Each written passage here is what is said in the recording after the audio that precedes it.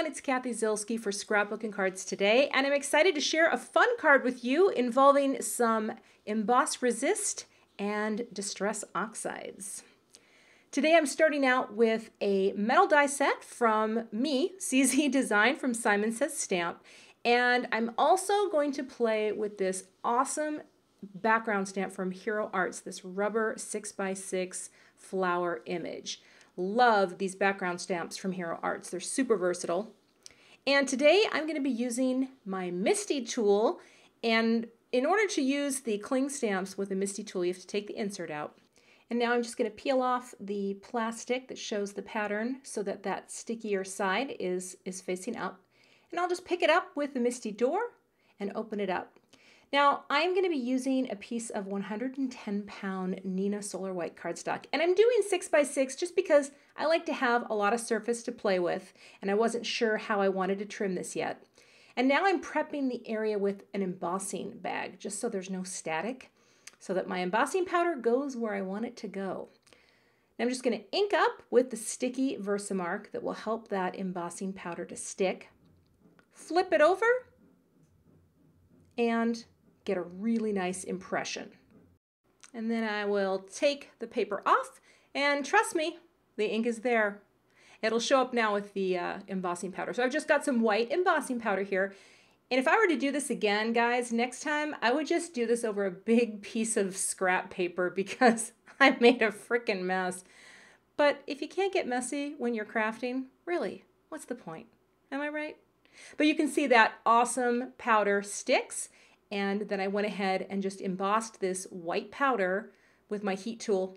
It took a little while to get that all done, but once it was done, it looks great. It's got that nice raised white shiny look. And now I'm ready to move on. It's magic.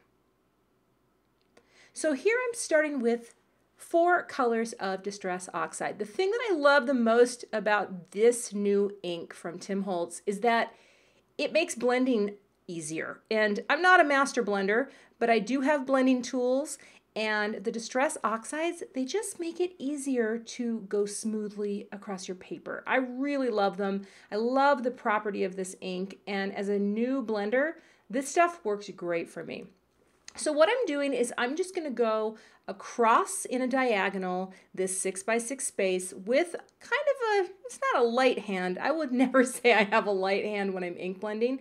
But the nice thing is you can see how where I have embossed, it stays nice and white because the ink is resisting on that slippery surface. So I'm just going across in rainbow order, and I'm not doing the full rainbow. I really just like to work with these colors. These colors are kind of my wheelhouse, especially Twisted Citron. I could use that color on everything. And I'm just going to flip this and then pick up the pink to finish out the side. So it's really just these 4 colors, and you could use any colors you like. You could do the full rainbow, but I just wanted to keep it pretty simple with these colors, and that is the finished result. And then I'm just wiping off some of the excess ink. There's not a whole lot there, but now you can see. And I'm going to add a little bit of water to this because distress inks and distress oxides in general, they have a really fun reaction to water. So I've seen people take their distress sprayer out and just tap on. I tapped it on. It worked pretty well. I actually went back in off camera and added a few more spritzes because I didn't quite get enough. But once you get your little blobs of water, just cover it with a paper towel, kind of blot it off. And when you lift up, it reveals the magical distress oxidization. Say that 3 times fast. Now I'm going to cut out my sentiment, my hello, out of just some Neenah Solar White cardstock. I'm doing three versions of it, and I'm going to stack them all on top of each other just to give that title a little dimension. And I just use my Zig 2-way glue. This stuff is great. It's very sticky, holds things together nicely. And I'm just going to use the little tweezers to kind of line them up. This always takes me longer than I think it's going to. I feel like I'm going to get better at the stacking, but let me tell you, the stacking die cuts thing, and I'm a pretty new card maker, but once I learned this, it was like the light from heaven opened up. I had no idea people did this. I love the look. Now I'm going to make my card base just out of some Neenah Solar White cardstock. I have a Score Buddy, and I use the Teflon bone folder that I have because it just It works really well. It never leaves a mark on your paper. And when folded, this card measures 4¼ by 5½. And that's the finished card size. And now I'm going to take one of my Lawn Fawn stitched dies and just kind of figure out, this is why I wanted to have the full size. I didn't need to make a piece this big, but I just wanted the freedom to place it where I wanted to place it. And once I ran that through my Big Shot, I'm just going to add my adhesive, and I'm going to pop this up with some Fun Foam. Fun Foam is great, it's cheap, it's easy to cut, and it makes for a nice even bit of dimension on the back of a panel. And now this is the general look. That panel is going to fit so nicely on my card base. Now I like to tape down my card closed because I want to see when I'm placing to make sure I get it even on all sides. And I just use some low tack tape for that. And now I'm going to use glossy accents to put on my title because this stuff, even if you kind of smush it out to the side, it dries clear, so you're not really going to see it.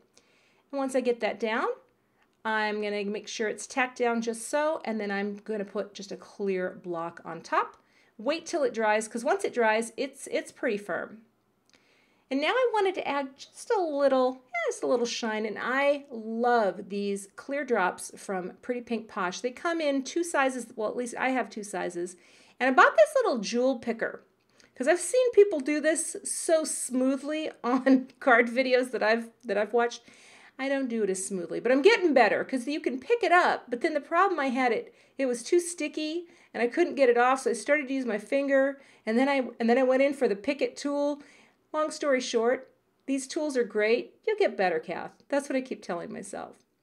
But the end result, I love. I love just having the clear drops, a few on the top, a few repeated on the bottom, and that is the card for today. Really, really simple, fun with ink, and it's not super complicated, but you can see how these techniques all come together to make a really simple but beautiful card. Thanks so much, everyone, for watching, and have a great day.